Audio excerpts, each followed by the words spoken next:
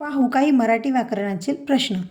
तू मला काही पैसे उधार दे या वाक्यातील विशेषणाचा प्रकार ओळखा.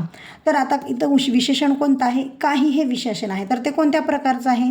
तर ते गुणविशेषण आहे का? नाही. आवृत्तीवाचक आहे का? नाही. म्हणजे इथं पट दर्शवलेली आहे का? तर नाही. तिसरं आहे अनिश्चित. अनिश्चित हे याचं उत्तर आहे. अनिश्चित म्हणजे काय? ते किंवा संख्येत मोजता येत नाही किंवा निश्चित अंक दर्शवलेला नसतो, त्याला आपण अनिश्चित म्हणतात. उत्तर येतं काही हे अनिश्चित आहे. तसेच तिसरं आहे क्रमवाचक. क्रमवाचक म्हणजे पहिला, दुसरा, तिसरा असा क्रम दर्शवलेला असतो.